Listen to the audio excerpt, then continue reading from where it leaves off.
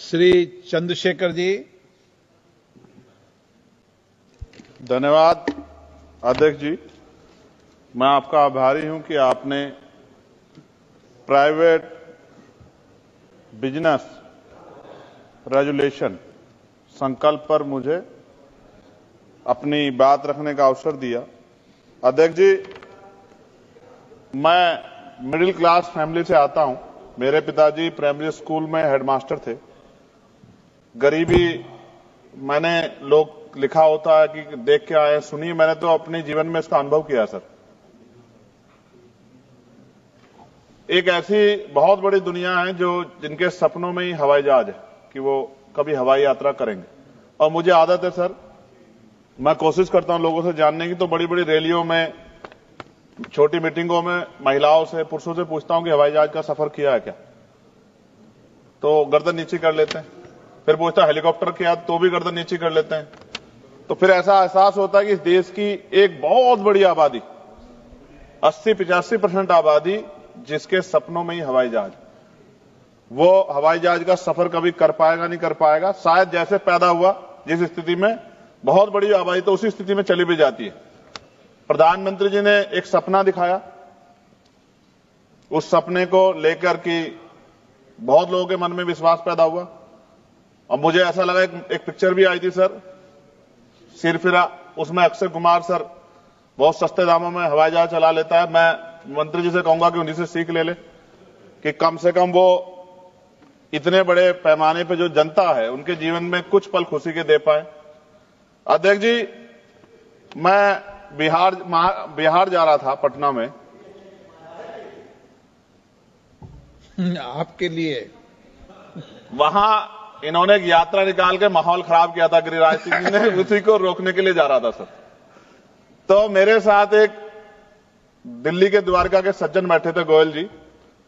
जब चर्चा हुई तो मैंने उनसे पूछा कि सर कहां आप, कैसे? तो उन्होंने कहा हमें जाना तो कुंभ में था सर। मैं बिल्कुल स्पष्ट सच बात बताऊंगा सर, मैं राजनीति नहीं करता सब चीजों पे, मगर इसलिए नहीं जा पा रहे क्योंकि मेरी पत्नी जाना चाहती थी, मगर बजट में नहीं आ रहा है, हमारे बजट से बाहर हो रहा है। तो हमने कैंसिल कर दिया अपना प्रोग्राम। कहां पे? कुंभ जाने का। तो ट्रेन से चल जाते, हम भी तो ट्रेन से गए सर। ट्रेन में तो 7-7 घंटे का वो था, वेटिंग थी सर। आप तो यंग आदमी है, वो बुजुर्ग लोग कहां, रिटायर आदमी है सर, वो कहां से बेचारा करता।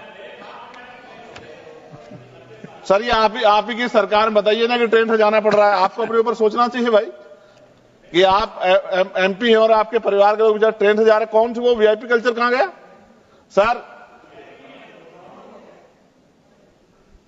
वो सब परेशान थे, तो मैंने आके यहां आवाज उठाई, मंत्री जी को पकड़ा। मंत्री जी खड़े बैठे यहां कि भैया आप तो यंग आदमी हो, तो रोको इसको, इससे गलत हो रहा है। और मैं धन्यवाद दूंगा कि इन्होंने तत्काल अगले ही दिन मैंने खबर पढ़ी कि हवाई किराए में जो कुंभ जा रहे थे प्रयागराज, उसमें 30-40% की कटौती की गई। यानी कि जो 50-60 हजार रुपए हो रहा था उसको कम करके 25-30 हजार रुपए तक किया गया। ये तब हुआ, ये गवाह बैठे हैं मंत्री जी इस बात के। ये क्या कह रहे हैं? ये गंभीर बात पूछ लो सर, आप पूछ लो, कम करा सकते हो, पूछ लो। आप ये पूछो, मैंने इनसे कहा नहीं कहा। और ये अगर ये इनके हाथ में था तो फिर कैसे हुआ सर, ये भी मंत्री जी बता सकते हैं। तो सर मेन क्या है, बहुत, क्योंकि सरकारी नौकरियां तो सर 2% है, 98% प्राइवेट सेक्टर है। तो जो प्राइवेट जॉब करता है, जैसे एक्स कोई बेंगलुरु में निखिल और सुरभि वहां जॉब करते हैं और अपने घर आना चाहते हैं सर, एयरपोर्ट पे आ जाओ। आ रहा हूं सर, आ रहा हूं सर, करवा दो मंत्री जी से कह के, तो बहुत आसान हो जाए सर। तो सर वो अगर आना चाहते हैं और उन्होंने अपने, क्योंकि जितनी सैलरी है, सैलरी रोज नहीं बढ़ रही है सर उनकी, तो उन्होंने बजट बनाया हुआ है। इस आने और जाने में अक्सर उनको बड़ी परेशानी का सामना करना पड़ता है। ये वो लोग हैं जो जिनकी संख्या बहुत ज्यादा है सर। फ्लाइट अगर लेट हो जाए तो कई घंटे आपको एयरपोर्ट पे इंतजार करना पड़ेगा। कई बार 2-2 फ्लाइट ले जाती, बैठने की व्यवस्था भी नहीं रहती। लेकिन अगर आप लेट हो जाओ 5 मिनट तो फिर दूसरी फ्लाइट ढूंढो। उस समय में सर चाहे 3 घंटे हो, 4 घंटे हो, पानी का रेट सर 120, 200, 250 रुपए। जैसा आदमी वैसा पानी सर, जिसकी जितनी हैसियत है। अगर आपके बच्चे या परिवार है तो और परेशानी है सर, कोई पूछने वाला नहीं है सर। ये जो मैंने कल भी एक जवाब में जिस पे आपने कहा था, मंत्री जी को बोल दो, मंत्री जी एक वाटर कूलर भी एयरपोर्ट पर लगा दो, जरूरी थोड़ी बोतल का पानी पिए आदमी। ये अच्छी बात है सर, बहुत अच्छा सुझाव दिया आपने। पानी तो वैसे फ्री में मिलता है सर हर एयरपोर्ट। कहां सर, कौन से एयरपोर्ट पर सर? पता नहीं होता, बॉटल्ड वाटर नहीं, पीने का पानी तो मिलता है हर जगह पे, हर एयरपोर्ट तो क्या बात बताई सर आपने, कौन उसका नाम बता दो एयरपोर्ट का सर मुझे। दूसरी चीज है, हमने एक नया ये उड़ान स्कीम का प्रेरणा लेते हुए हमने उड़ान यात्री कैफे भी शुरू किया सर। ये कोलकाता में शुरू किया, चेन्नई में शुरू किया, अहमदाबाद में भी, और बाकी सारे एयरपोर्ट पे भी करेंगे, जहाँ पे 10 रुपए का वाटर बॉटल भी दे रहे, 20 रुपए की टी कॉफी भी दे रहे, 20 रुपए का एक और नमकीन भी दे रहे, स्वीट भी दे रहे। ये नहीं ये किया है, ये वास्तव में है, ये वास्तव में है सर। अभी कोलकाता में किया है, चेन्नई में भी किया है, अहमदाबाद में भी किया है, हर जगह भी करेंगे। चलिए सर ने कुछ कहा, मंत्री जी इस पर फोकस करो। हर एयरपोर्ट पर पीने का पानी की व्यवस्था कर दो निःशुल्क। सर ये बड़ा अच्छा आदेश सर आपने चेयर ने कर दिया सर, ये बहुत महत्वपूर्ण है, मंत्री इस पर काम करें, बहुत लोगों का भला होगा। सर एक चीज मेरे दिमाग में बहुत मुझे जो पीड़ा दे रही थी सर, अब पीड़ा मत दो आप सर, खत्म कर दो, 2 मिनट में खत्म कर दूंगा सर, आप चेयर पे बैठे हैं तो और ज्यादा अच्छा है सर। जैसे हमने बोलना है, इसमें दिया गया था कि अगर समय से पहले कराते हैं तो टिकट सस्ते होते हैं, और समय के साथ करा देते हैं तो टिकट महंगे होते हैं। ये अच्छी बात है सर, कुछ ही घंटों में ना तो सीट की संख्या बढ़ती, ना स्टाफ पे कोई प्रेशर आता, ना ही कोई ज्यादा माल आता, लेकिन रेट बहुत बढ़ जाते हैं। सर सवाल मेरा ये है मंत्री जी से, अगर जिन लोगों ने कुछ लंबे समय पहले टिकट खरीदा सस्ता, तो उनको बीमा में कुछ कम पैसा मिलता है क्या? या जिन्होंने महंगा टिकट खरीदा उनको अगर कोई दुर्घटना हो जाए सर, कुदरत ना करे हो, तो क्या ज्यादा पैसा मिलेगा क्या? ये जो पैसा तो बढ़ता है, लेकिन क्या इससे उसकी वैल्यू भी बढ़ती है क्या sir? Lower cap, upper cap sir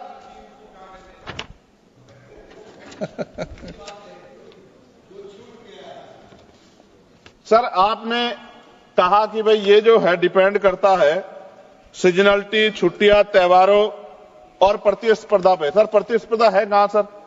हमने तो जो कुछ था उसका निजीकरण बेच के सब जीरो कर दिया सर, कुछ नॉमिनल शेयर अपने पास रखे। प्रतिस्पर्धा तब होगी जब गवर्नमेंट के 10-12 एयरलाइंस होगी अपनी, जब गवर्नमेंट की अपनी एयरलाइंस होगी तभी तो प्रतिस्पर्धा होगी। जब गवर्नमेंट की एयरलाइंस होगी तो कहां की प्रतिस्पर्धा? फिर तो वो मन चाहे डाका डालने चाहे लोगों की जेब पे। सर मच्छर सुविधा देखो, सीटों के हालात देखो, मंत्री जी ने किया था, शिवराज सिंह चौहान जी ने, कृषि मंत्री जी ने, क्या हाल थे एयर इंडिया के, कि सीट खराब थी उनकी सर। चलिए आम आदमी की छोड़िए, मंत्री जी को सीट नहीं मिली अच्छी। और मैं फिर कह रहा हूं, आपसे बहुत उम्मीदें हैं मंत्री जी कि आप कुछ नया करके दिखाएंगे और प्रतिस्पर्धा पैदा करेंगे। गवर्नमेंट सेक्टर से सर अच्छी कुछ फ्लाइटें चलाने का काम करेंगे। और मैंने आपसे मांग की है कि मेरे लोकसभा क्षेत्र नगीना में, वहां से मुंबई को से भी व्यापार होता है, दिल्ली से भी होता है, अरब कंट्री से भी होता है, लोग करते हैं सर। मेरी मांग है कि मेरे लोकसभा क्षेत्र नगीना में एक एयरपोर्ट आप बनाएं सर। वो एयरपोर्ट बनेगा तो मैं कहूंगा कि मंत्री जी ने बहुत अच्छा काम किया। नहीं बनेगा अध्यक्ष जी तो फिर मैं क्या कहूंगा कि एयरपोर्ट वहीं बनेगा जहां मंत्री चाहेंगे। और मंत्री जी किन की बात मानेंगे?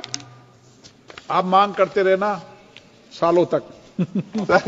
मैं सालों साल इसलिए मांग करता रहूंगा अध्यक्ष जी कि जो लोग मुझे सुनते हैं उनको ये पता लगे कि सरकार सुनती शांति नहीं।